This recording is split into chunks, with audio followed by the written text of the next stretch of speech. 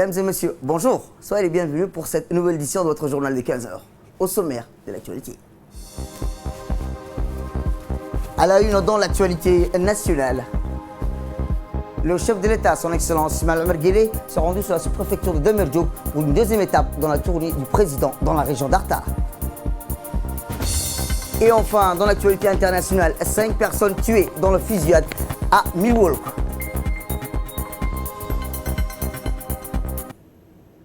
C'était les titres. Merci si vous nous rejoignez.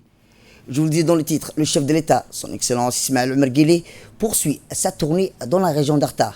Après le chef-lieu s'effuit autour de la sous-préfecture de Damerjoug. Un commentaire de Ahmed Ahmed. Le président de la République, Ismaël Omar Guelleh, poursuit sa tournée dans la région d'Arta. Après le chef-lieu hier, ce fut au tour aujourd'hui de la sous-préfecture de Damerjoug. À son arrivée, le chef de l'État n'a pas boudé le plaisir de prendre un bain de foule avec la population venue l'acclamer, un accueil des plus chaleureux à la hauteur de l'importance qu'il accorde au développement de la sous-préfecture de Damerjoug, qui abrite notamment le projet de la zone industrielle Djibouti Damerjoug Industrial Development, plus connu sous son acronyme anglais DDID. Un méga projet qui comprend la construction d'un nouveau parc de zones industrielles dans la région de Damerjoug, où est considérée une phase tournante des infrastructures de notre pays. Autorités, élus locaux, chefs coutumiers et habitants se sont tous mobilisés ce matin à Damerjoug pour accueillir le président Guelleh. Le Premier ministre Abdelkader Kamel Mohamed, entouré du préfet de la région d'Arta, du président du conseil régional, du sous-préfet de Damerjoug, du ministre de l'énergie et de nombreux parlementaires qui ont accueilli notamment le président de la République. Dans le cadre de cette 4e étape de sa tournée qu'il a conduit successivement à Dikil, chef-lieu, à Yoboki, à Arta, chef-lieu et aujourd'hui à Damerjoug, le président de la République, Ismaël Omar Guelleh, était accompagné du chef d'état-major général des forces armées djiboutiennes, plusieurs membres du gouvernement, parmi lesquels le ministre de l'énergie, le ministre du budget, la ministre des Affaires sociales, le ministre de l'Éducation nationale, le ministre de l'Agriculture, le ministre de la Santé, le secrétaire d'État à la décentralisation et le directeur général de l'Agence nationale pour les personnes handicapées. Selon le chef de l'État, cette tournée constitue une occasion de s'enquérir des conditions de vie de la population vivant dans les différentes régions de l'intérieur et de constater également l'état d'avancement des projets de développement en cours dans chacune de ces régions. Une session nouvelle de l'exigence de proximité et de contact qui, depuis son accession à la magistrature suprême, le président Guelleh n'a de cesse de s'astreindre vis-à-vis de ses compatriotes. Le but ultime de ce déplacement consiste pour le chef de l'État d'écouter la population de nos régions de l'intérieur afin de disposer de toute l'expérience pratique et judicieuse à l'adoption d'éventuelles politiques de recadrage. Une tournée présidentielle qui offre particulièrement une opportunité de choix pour mener une évaluation critique sur des réformes majeures, notamment la décentralisation et les pôles régionaux de développement engagés au profit de nos régions de l'intérieur. Les contacts du numéro 1 djiboutien avec la population djiboutienne se poursuivent. L'occasion fut donnée aujourd'hui aux habitants de la sous-préfecture de Damerjoug de dialoguer avec le président Guelleh et de pouvoir également soumettre leurs doléances. Et comme à l'accoutumée, ces échanges se sont déroulés dans une ambiance bon enfant.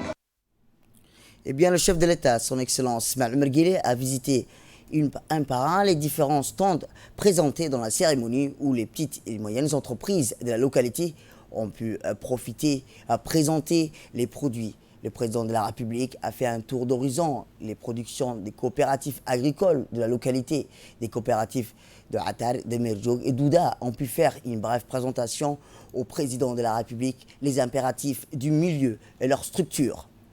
Le chef de l'État a félicité les femmes agro-pastorales pour leur rôle de développement du pays et particulièrement pour les productions animales et végétales, dont le but est d'atteindre une sécurité alimentaire, nutritionnelle. Il a notamment souligné l'importance de renforcer les capacités techniques locales par l'encadrement approché et continu des agro-éleveurs.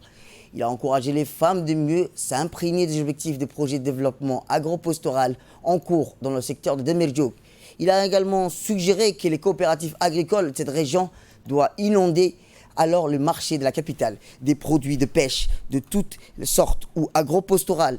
Le chef de l'État a également visité les stands de la société Djibah Seed Food où un représentant de la société a donné des explications. Le dernier développement, une usine spécialisée dans l'exploitation, le traitement et la condition des fruits de la mer commercialiser ces produits aussi bien à l'intérieur qu'à l'extérieur de notre pays.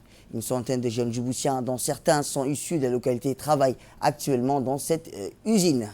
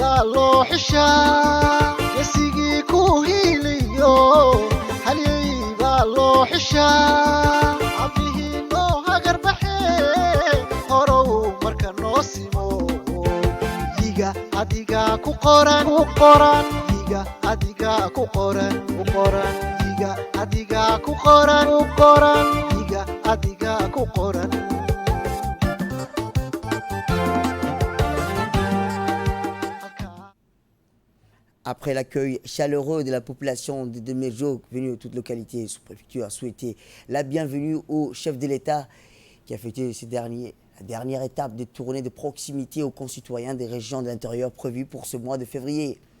Au passage, le président de la République a visité, rappelons-le, les différents stands commerciaux, artisanaux présentés par les femmes de Damirjoog et des jeunes entrepreneurs de la sous-préfecture. Le chef de l'État, M. Ismaël Omar Guelleh, a ouvert la rencontre de concertation avec la population. En premier lieu, le chef de l'État a remercié la population de Damirjoog pour l'accueil chaleureux réservé à lui et sa délégation.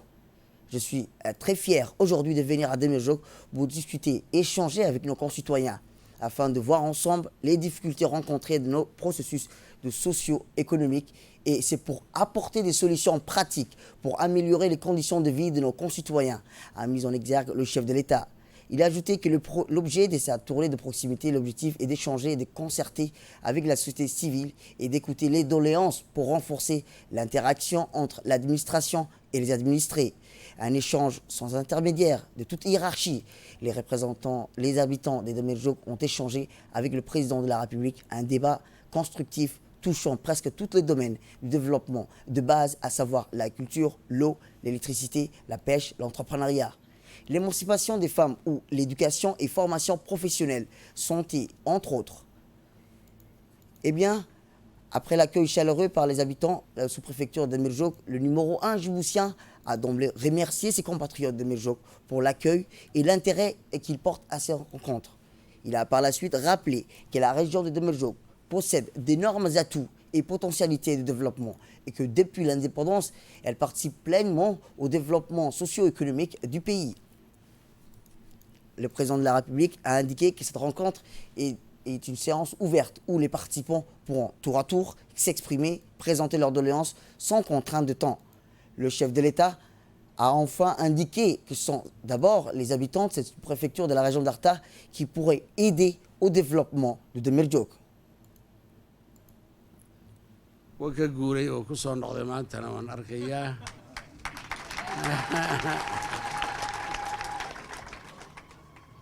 inay dani ku soo celisay inuu haasawhan uu soo celiyay ma garanayo laakiin lama masixi kara dee waa dadkii dhulkan weeyaan xaqna way u leeyihiin inay doodaan xaqna way u leeyihiin inay sheegtaan waxa ay qabaan xaqna way u leeyihiin in ay taladooda ku biirsadaan talada waddanka waxaan joognaa waxa weeyaan degmo alla barakeeyey waxaan joognaa degmo ayaan badan leh waxaan joognaa degmo dhibaatada gumaysigu ay awalkiiba aada ugu dhacday waxaan joognaa degmo wax soo saarka waddanka hormoodu ah waxaan joognaa degmo mustaqbal waacida leh oo lagu talagali karo oo xididada dhaqaale halkani haddeetoo leh madaxiisiina waan aragnaa dadkii u dhashayna dadaalka weyn ay ku jiraan u noo muuqda marka haddaad isbadisaan iyo haddaad soo koobtaanba hadalku waa idin furan yahay. Toujours concernant la visite du président de la République hier matin à Arta et après son entretien avec l'ensemble des représentants des communautés vivant dans la région d'Arta, la tournée a été clôturée par une réunion entre le président Guélé et les notables des différentes localités de la région d'Arta. Le chef de l'État et les sages ont échangé directement, sans intermédiaire, sur la situation et sur les problèmes de développement dans les différentes localités de la région d'Arta. L'un des points soulevés par les locales a été les doléances dans l'emploi, l'éducation, l'accès à l'eau, le coût élevé des branchements de l'ONEAD, surtout dans le secteur de Karta. Par ailleurs, la situation sur l'éducation a été largement soulevée durant la réunion et surtout dans le secteur de Damirjog où les représentants ont soulevé la création du lycée. La réunion s'est clôturée dans une bonne ambiance entre le président de la République et les sages de la région d'Arta. Les entretiens ont surtout mis en lumière la souscription pleine et entière des sages de Arta vis-à-vis de la politique en vigueur dans notre pays, sous le leadership du président de la République, M. Ismaël Omar Guelleh. Dans notre série de grands formats sur la région d'Arta, concernant les infrastructures, le barrage de l'amitié djibouto-turque, lent de 270 mètres et à hauteur de 35 mètres, cet ouvrage hydraulique d'une capacité totale de 14 millions de mètres cubes d'eau est destiné à protéger la capitale contre les crues fréquentes de l'oued d'Ambouli. Nous vous présentons un dossier sur ce barrage qui est cette région qui a de grandes potentialités. Des sols et de son climat en général reste propice à l'agriculture. Que ce soit en altitude dans le secteur Artaouéa ou à l'extrême est à Damirjog, on rencontre souvent des périmètres agricoles. Il s'agit de jardins potagers et de cultures maraîchères exploités par des agriculteurs qui croient fermement aux potentialités de la terre.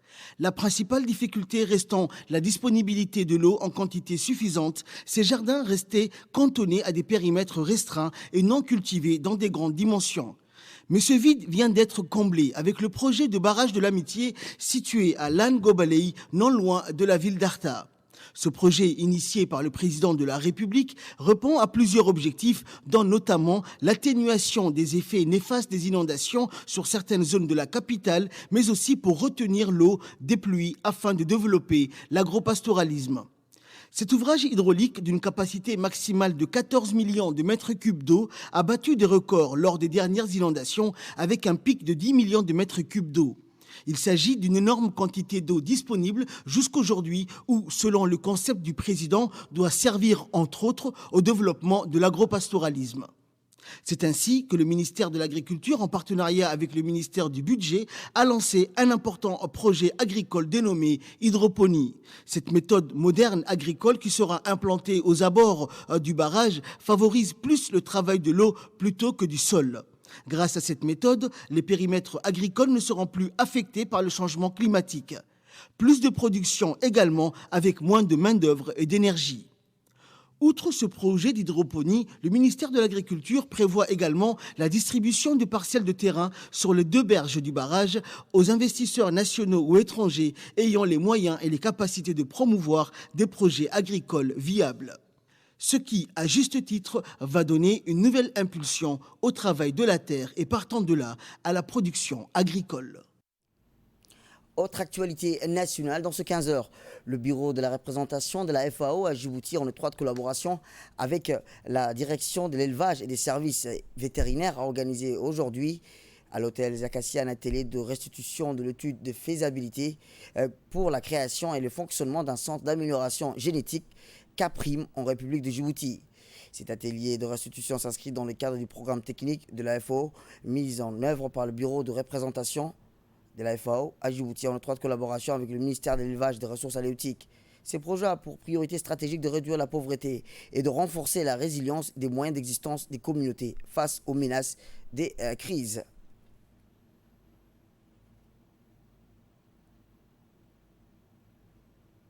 On pourra faire la dissémination. Ce matin, nous sommes rassemblés pour la restitution d'une étude de faisabilité pour la création d'un centre fonctionnel d'amélioration et de sélection génétique. Et j'espère bien qu'au terme de la journée d'aujourd'hui et la restitution des résultats qui vont être faits, nous arriverons à sa validation. Dans son discours prononcé à l'ouverture de l'atelier de restitution de l'étude de faisabilité, le secrétaire général du ministère de l'Agriculture, de l'eau et de la pêche a souligné que cet atelier de restitution, rappelons-le, s'inscrit dans le cadre des activités d'étude et de faisabilité qui s'inscrit droitement dans le fonctionnement du centre d'amélioration génétique Capri en République de Djibouti. Nous proposons de l'écouter.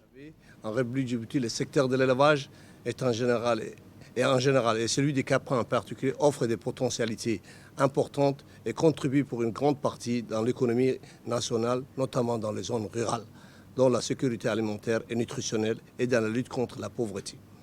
Cependant, cette contribution reste faible et confrontée à de nombreuses aléas et contraintes, entravant ainsi le développement harmonieux et durable de ce secteur, qui impacte les conditions de vie d'un tiers de la population vivant en particulier dans les zones rurales. Parmi ces contraintes, l'absence d'un programme de gestion de conservation et d'amélioration génétique qui a conduit à une érosion génétique profonde et contribue davantage à la baisse des performances et à la dégradation des races locales et par conséquent à l'insécurité alimentaire.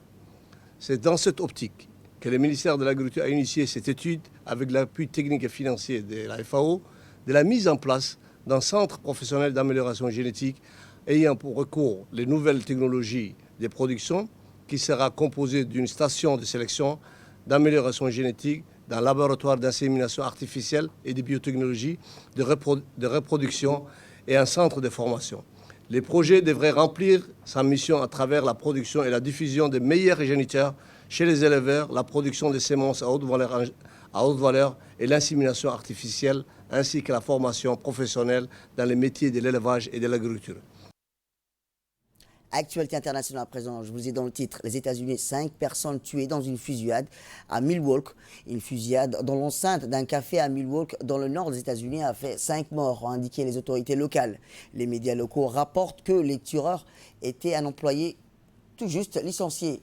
Plus de 1000 personnes se trouvaient sur le lieu lorsque le suspect, un homme de 51 ans, a ouvert le feu avant de rassemblement retourner son arme contre lui. A fait savoir d'une conférence de presse le chef de la police de Milwaukee, Alfonso Morales. 5 personnes, toutes autres employées de l'entreprise, sont tombées sous ces balles, a précisé lors de la même conférence. Le maire et la plus grande ville de l'État de Wisconsin, Tom Barrett, évoque une tragédie inqualifiable. C'est tout pour cette édition. Merci à vous de nous avoir suivis. Restez avec nous pour la suite de nos programmes télévisés.